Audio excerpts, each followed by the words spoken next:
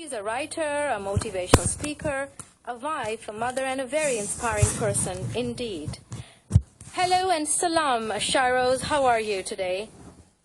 Walaikum salam. Hello to all listeners, and especially to you, Sarah. It's a great show. Thanks for having me. Yeah, it's always a pleasure to have you. So today, Shyrose, the topic we're going to illuminate is pursuit of happiness. So everyone wants to be happy.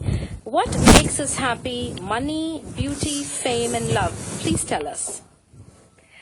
Well, although the mass media has definitely convinced us that, money and beauty and fame and love or power lead us to happiness and a wonderful rainbow and beautiful sunset, that's not always the case. And we're finding that, money can certainly help us achieve our goals and provide for our future and make life more enjoyable, no doubt. But merely having all this stuff doesn't guarantee fulfillment. And a lot of studies are being done, especially in this field of what makes people happy.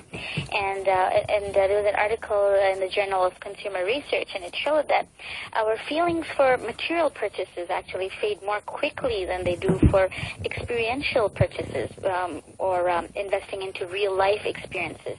So in other words, they found that material goods depreciate. So the day after you buy something, it's actually worth less than you paid for it in terms of the fulfillment it gives you, the high that it gave you. And experiences, on the other hand, they appreciate. So your memory of the things you do, the vacations, the concerts you went to, whatever, was a wonderful memory, it actually becomes fonder with time. You tend to recall the positives, you forget the negatives. So although our North American culture is so consumption-driven, and we're taught that you need to want these things, these clothes and the cars you see on the TV and the watches and the jewelry. The studies are showing that people who are materialistic actually tend to be less happy than those who aren't.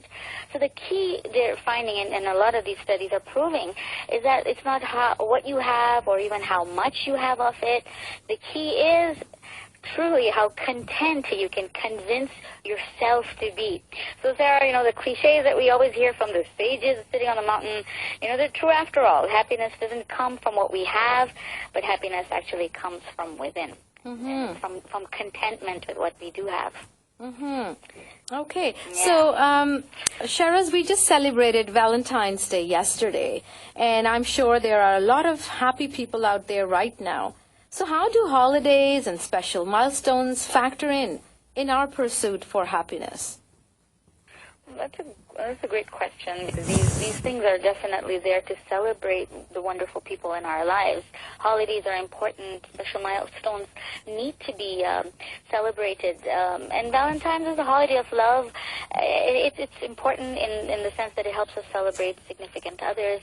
But it's not all roses and chocolates for a lot of people. And there's an interesting study that's been done on Facebook statuses. And a lot of people write about their breakups on Facebook, and they've been tracking these, and the study has found that couples are more likely to break up in the weeks before Valentine's and after Valentine's Day. So this is a holiday that's meant to celebrate relationships, but something's happening that people break up more after this day that's supposed to celebrate love. And they're finding that it's these expectations that come with making this day so important. The gifts and the special dinners and the romantic locales, and when you set yourself up with such high expectations, you're setting yourself up for disappointment, because reality doesn't match up to those unrealistic hopes. And they're also finding that people end up comparing a lot to other people, and a lot of people, when they talk about their wonderful Valentine's Day, they're embellishing, they're providing these idealized accounts of their celebration. So it makes the people who are living real lives feel that they should be very unhappy, when it's not really the case. And there's this huge magnification of how fantastic love should be and how perfect it should be. It's not just Valentine's Day itself, but for a lot of us, it translates into the perfect relationship. We feel more dissatisfied remembering what our relationship doesn't have. The studies are finding that these pressures, when you've already got a shaky relationship, can intensify negative feelings. So even though we think there's a lot of happy people, and we really hope that there are, but when you focus too much on the day itself and what it should mean and can mean, it can really be a huge downfall. And this isn't to say that we shouldn't celebrate Valentine's Day at all, but it's a reminder that we need to take it a little less seriously, because what happens is sometimes we bottle up everything for that one day. All the love that we need to show has to come on that day, when in fact relationships need this throughout the year. And insignificant moments are truly what make relationships happy. It's the gratitude and the affection and the hard work that you put into each day that can actually create happiness, not just this one day. Very insightful, Shyrose. So Shyrose, tell us that you often find that some people are just never happy, no matter how great their lives are. Are some of us just genetically wired to be happier people, Shyrose? There's a whole field of psychology devoted to the study of happiness, and there's this great psychologist, Martin Seligman, who's considered the father of positive psychology, and he's theorized that there's 60% of happiness is determined by our genetics. We are some of us do have more of a positive energy about us, and that's why we find that depression is also so genetic. So that we are wired for certain things, and our environment, of course, plays a great factor as well. But this psychologist has theorized that 40% is actually up to us. So we're not just wired to be happy or sad. It's a combination of a lot of these things. And there's different types of happy people that Dr. Seligman has also described. He's talked about happy lives, lives of engaged people, people who find themselves engaged in their work, in their parenting, in the love that they're giving to others, their leisure. So they've found meaning in that. And there's the meaningful life. It consists of knowing what your highest strengths are, using them to do something larger than yourself, giving service to others. He's also talked about the pleasant life, where there's people who truly try hard to surround themselves with happy images and loving people around themselves and positive experiences, so that their lives are the pleasant life. So there's a lot we can do to make ourselves happier. We're not really just wired to be happy or sad. Yeah, that was very interesting and insightful. I'm going to ask you a question, then we're going to go on a short break. So before the break, Shyrose, I'll ask you, how does research show that we can actually learn how to be happy? Well, there have been great studies on this, and they found that people, number one, who surround themselves with other happy people, they truly do become happier. There was the Framingham Heart Study, and it studies that joy is contagious, and people are likely to be happy if they are with happy people. And then there's also this whole phenomenon about smiling.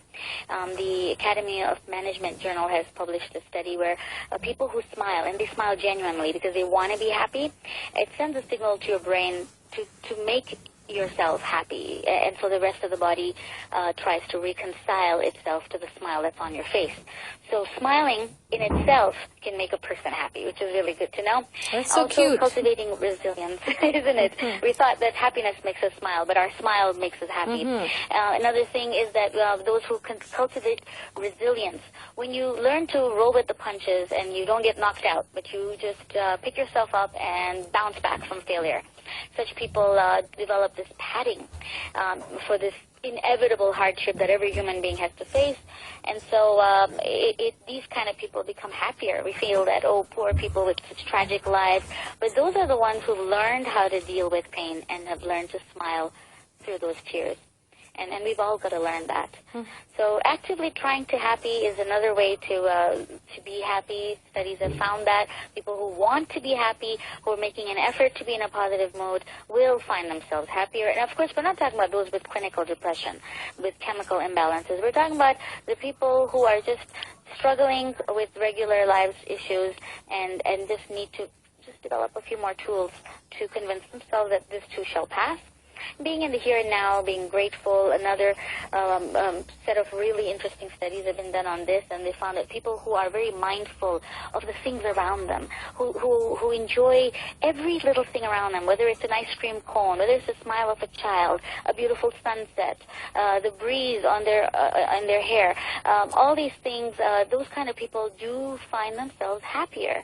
because they have taken a moment to smell the roses, right? They appreciate the simple pleasures. We're going to take a quick break, and we're going to get back to Shyrose. Radio ProLearning Canada. Listen to learn with us. So, Shyrose, I'm just going to ask you the last question, and then we have to run that good song you've told us, Don't worry, be happy. So, very shortly, what kind of habits do happy people have, and what are the habits to be avoided? Right. Very important thing and a very interesting finding about people who are very spiritual. The great sociologist Emil Durkheim of the 20th century talked about sacred time, and those people who take time to unplug from the world and who find some ritual that helps them reflect and stay calm throughout the day. Those kind of people find themselves happier. They've taken a moment to sort of, it's one of those stop the world, I want to get off. And religions that really ask people to slow down, whether it's the Muslims praying 5 times a day, or and we've got in Hindus in the morning when the sun comes up. We've got the Sundays for the Christians. All these actually studies have found that such people are calmer, they're happier, and people who are religious, studies have found people who have some kind of religion to follow are happier, often because religions do preach forgiveness, being happy and grateful, and also to stay away from substance abuse, fidelity, and to not lie. All these things that create stressors in life are actually forbidden to do in the first place in many religions. So we find that spiritual people are happier. Awesome. Exercising. Yeah, no, we are just running out of time. You have given us very good indicators that spirituality and keeping your promises and just putting that smile on your face will keep you happy. Thank you so much, Shyrose, for being with us. Next Sunday, we're going to be with Shyrose again with a very good topic. Thank you very much, Shyrose. Right. Thank you, Sarah. Be happy. Aha, yes.